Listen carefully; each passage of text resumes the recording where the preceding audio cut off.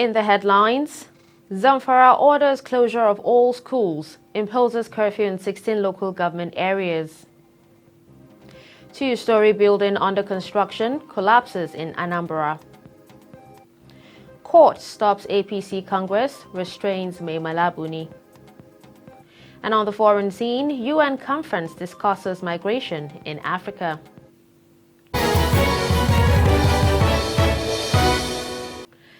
Hello and welcome to Trust TV News Updates. I am Dashan Hussaina Usman. Connect with us on our social media platforms for more news. Now the news in detail. Zamfara state government has ordered the closure of all schools in the state following the abduction of 73 students of Government Day Secondary School, Kaya, in Maradun local government area on Wednesday. The State Commissioner of Police, Ayuba Elkana, confirmed that a search and rescue team has been deployed to rescue the students and their teachers. The state government also imposed a curfew in all 16 local government areas of the state, restricting movements from 6 p.m. to 6 a.m. Trust TV Northwest correspondent Idris Jibrin reports. Government Day Secondary School Kaya is located few kilometers to Maradun local government, the hometown of Governor Bello Matawalli. According to Zamfara State Police Command, 73 students were abducted. 1. No movement in and out of all the 13 local government areas of the state from 6 p.m. to 6 p.m. While Gusau, the state capital, will be from 8 p.m. to 6 p.m., commencing from today, Wednesday, 1st September 2021, until further notice. The State Governor Bello Matawalli, during a special prayer session, asked residents to continue to observe special prayers for the peaceful coexistence of the states. We summon for special prayers for each and every Malams and every citizens to continue praying to Allah subhanahu wa ta'ala so that we can come to an end of this situation. As precautions, the state government equally directed the immediate closure of all primary and secondary schools across the states, in addition to the 7-number security measures earlier introduced. The executive governor of Zamfara State has ordered closure of all schools within the state. Both primary, secondary schools that are existing here are now closed with immediate effect. Meanwhile, the command says a search and rescue team under the leadership of the command's commissioner of police has been activated to ensure a safe return of the students. Idris Jibrin, Trust TV News, Gusau. Sokoto State Governor Aminu Tambuwal has banned motorists from plying Marnona-Isa Road, linking the eastern part of the state. The Commissioner for Information, Isa Bajini, said this in a statement issued on Wednesday following rising challenges in the state. Sokoto is one of the few states in the northwest that is affected by the activities of bandits who kidnap for ransom, rape, steal, and attack villages.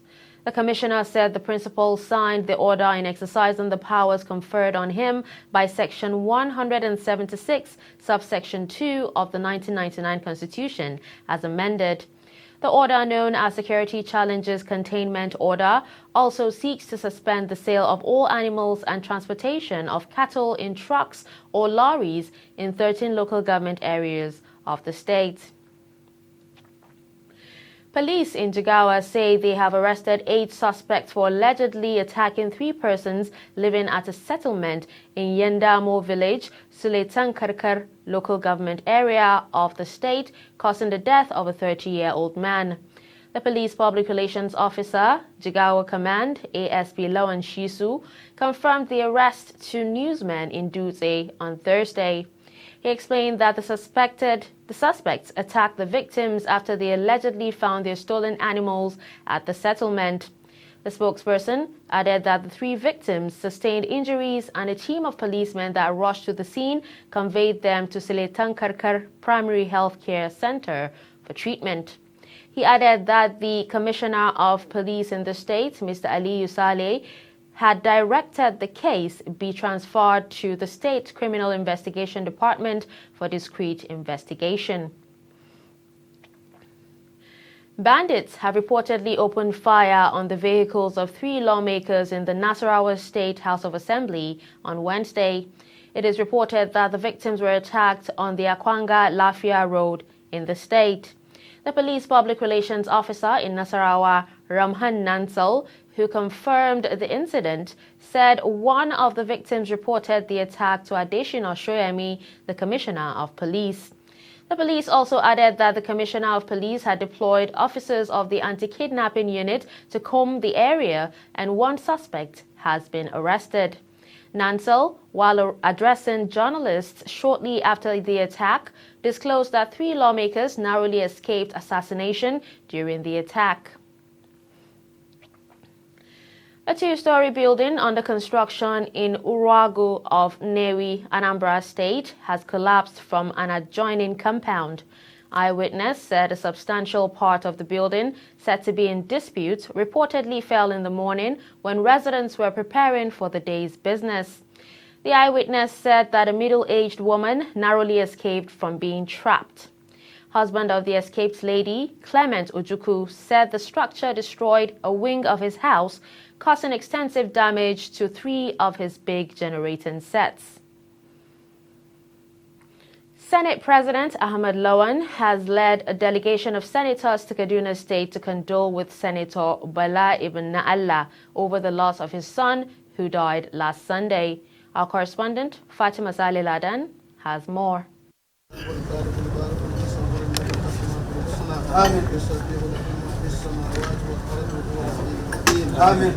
The 3 days prayer for the repose of late eldest son of Senator Bala ibn Na'Allah was held today in his Kaduna residence as family and friends keep tripping in to condole with him over the unfortunate death of Abdul Karim ibn Na'Allah, who was strangled to death by yet to be identified persons.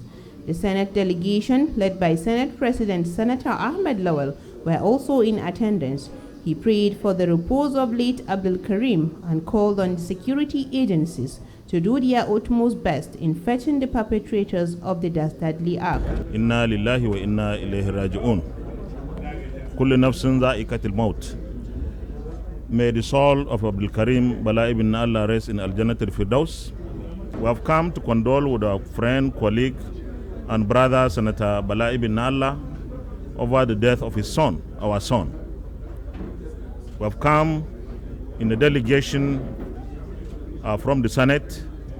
The death of our son was such a death that I believe the security agencies must look into very, very closely. He was killed in his room, in his house.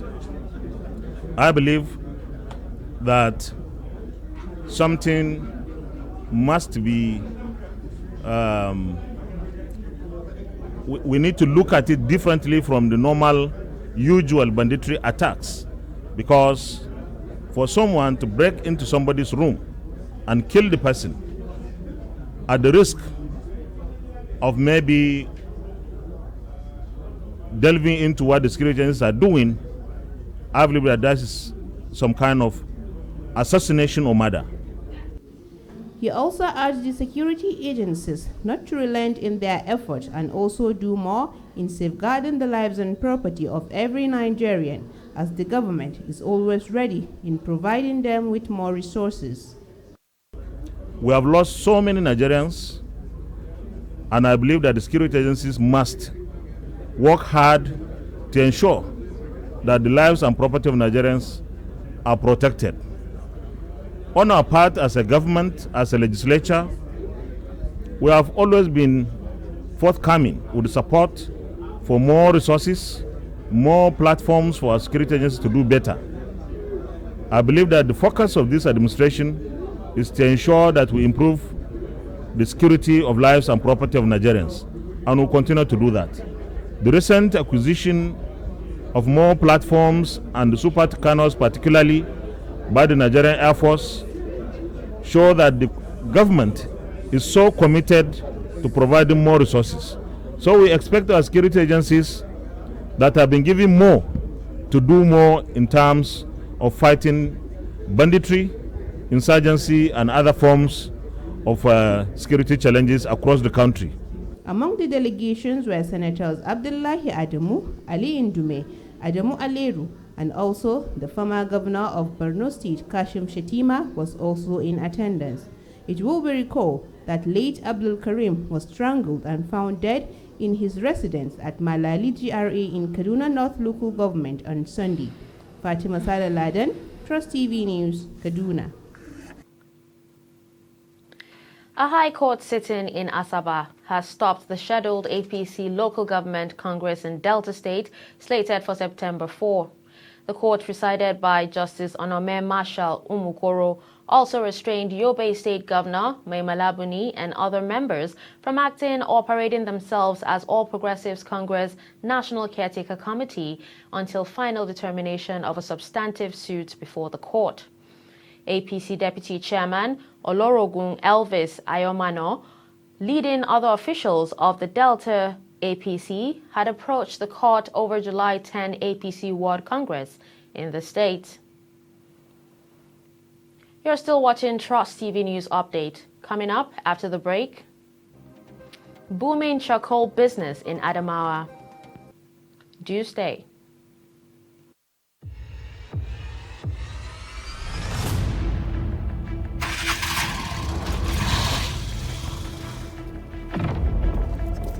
Nice to see you, sir. You got a 10-year-old son, a 12-year-old son.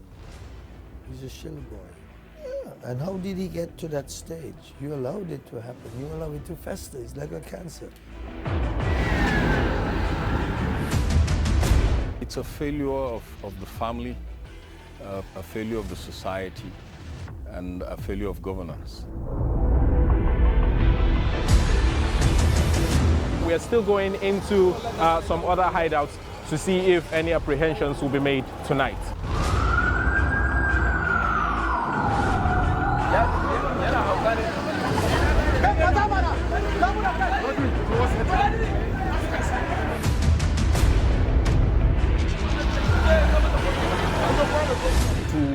To operate within the context of the law with much respect to human rights. You will get them.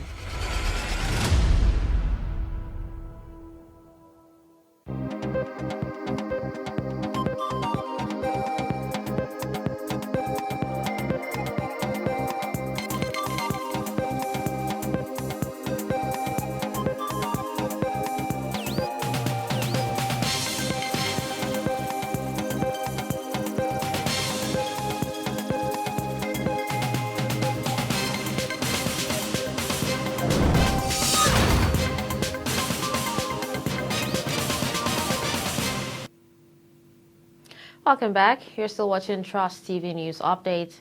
Here's a recap of our major stories. Bandits abduct 73 students in Zamfara as government orders closure of all schools and imposes curfew in 16 local government areas. And court in Delta State stops September 4th APC Local Government Congress, restraining members of the National Convention Planning and Caretaker Committee.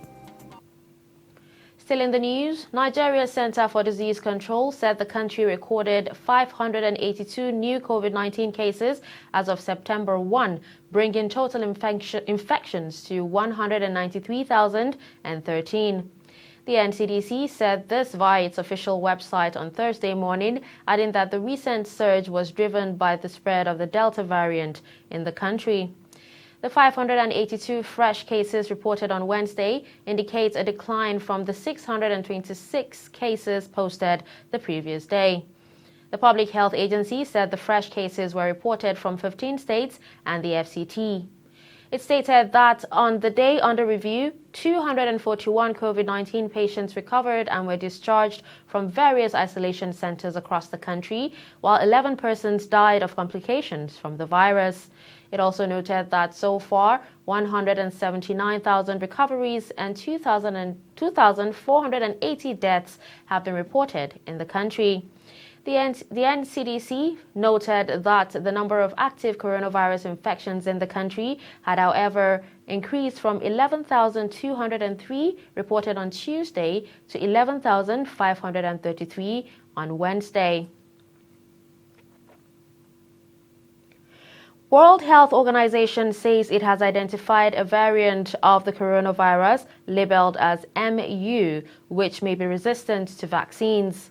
While the MU variant has not been recorded in Africa, it has been identified in cases across South America and Europe.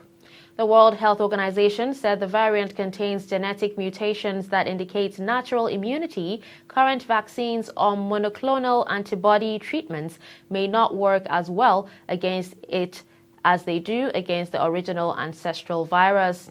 It also stated that the new variant strain needs further study to confirm whether it will prove to be more contagious, more deadly, or more resistant to current vaccines and treatments. The MU variant is the fifth identified by the WHO. Others are Alpha, Beta, Gamma, and Delta. Charcoal is a source of fuel that is popular amongst different people across the world. It is one common material that can be used for different purposes. With the inception of gas and kerosene, charcoal use is gradually dismissing, but some charcoal makers in Mubi, Adamawa State, are keen on preserving culture of this hardwood black material that has helped mankind for thousands of years. Chidoke Okafor reports from Mubi. Charcoal business in Nigeria is one that has been present from time immemorial. Charcoal, as a formless mass of carbon, can be made from most carbonaceous materials. It is one of the oldest of man-made fuels and has been prepared under the ground for 1,000 years. Charcoal in lump form is still a major source of energy throughout the world, and most charcoal manufacturers sell their product as a briquette. This small community in the outskirts of Mubi town in northeast Nigeria is famous for having some of the best natural hardwood lump charcoal. Dalhatu Adamu is a charcoal maker, and he gives us an insight into the process of getting this natural wood fuel. First, we get small pieces of wood. Then we round them up and then place bigger ones on top of them. We create a circle with a small opening. Then we level it out with leaves and sand.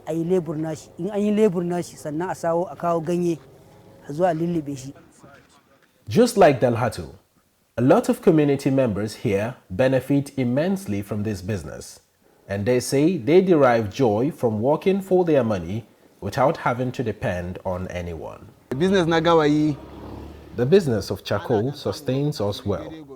If you are capable of doing it, it is really good and very helpful. I get my daily bread through this business, and I get to take care of my family and pay my children's school fees. This is one side you don't get to see on a daily basis. The process of charcoal making is a very strenuous one, but these people are very comfortable with the smell, smoke, and satisfaction that comes with making ends meet through this business. And with a lot of people still dependent on charcoal as a source of fuel, there's still a very large market for these charcoal makers. And all they are calling on is for the government to step in and intervene in order for them to perfect and better their craft. The potential in the niche charcoal market is making is so big, but health specialists and climate advocates are skeptical about its hazards to human health and the environment. From Mubi, Adamawa State, Nigeria, Chijoke Okafor, Trust TV News. Price of cooking gas has increased many folds within the second quarter of 2021. Minister of State for Petroleum, Temipri Silva, recently announced that Nigeria has discovered 206 trillion cubic feet of gas reserves, prompting many consumers to wonder why gas prices keeps rising. Trust TV's Mardia Umar speaks to a cross-section of Nigerians on this. It is now over 8 months into the decade of gas development for Nigeria, which is declared by the government, falls between January 1st to December 31st, 2030. The journey is just beginning. Some Nigerians have been using cooking gas and now thinking of an alternative. The reason is the recent hike in prices of cooking gas. As against 3,400 naira to 3,800 naira for 12 kg cylinder in March, cooking gas now costs between 6,000 naira to 7,000 naira for 12 kg. How is this affecting Nigerians? Some consumers of cooking gas speaks about the hike in price. You know that, okay, you don't want to, you know a particular amount of time you want the gas to last. But now with this whole thing now, you now have to minimize the way you use it. Then I think we normally buy 3.5. Then this 12.5 kg. But now I came with, let's say 4,000 naira, but I had to double 1,300 naira. That's 5,300 naira. I don't know why. Everything in Nigeria is getting higher almost every day. When you go to the market today, if you're buying rice for 1,000, tomorrow you end up buying it for maybe 1,100 or 1,200. I don't understand. They said we should go for the one that is easier. Okay, gas, if you go for firewood, that is what government is already discouraging. So which which alternative? Is it light that we don't have? Can you use light to cook in this country today? You can't. You can't guarantee that you own your electric cooker and you cook. So the only alternative and easiest for us to go green now is gas. And here it is, the gas is no longer affordable. In a telephone conversation, the executive secretary of the Association of Liquefied Petroleum Gas Marketers in Nigeria speaks about the development. Much more prominent by now. The price of LPG is going up because, one, we've not been able to satisfy the supply of LPG into the market. And when there is a gap between supply and demand, Nigeria is still importing LPG cooking gas. So the imported portion of it forms about 65-50%. Okay. And now importation has to do with forex. These importers don't even have a dedicated window of forex from CBN. Though the Minister of State for Petroleum Resources, Timmy Silva, has said the commodity was deregulated. However, Nigerians are urging the government to reconsider the decision. House of Representatives Committee on Customs and Excise threatens to delist banks who are not remitting custom duties despite owing it huge amounts of money. The committee says this move becomes imperative following leakages discovered in most revenue-generating agencies, and it is committed to block these leakages to shore up more revenue for the federal government. Here's the report. The chairman, Honorable Leke Abejide, stated this during the interactive session between the committee and banks on Wednesday in Abuja. Honorable Abejide says the committee organized the interactive hearing with the aim of tracking funds collected by banks as custom duty but were not remitted to the Nigeria Customs Service. I want to just tell you now, we have not done so much in our investigation. We have only checked 5 banks.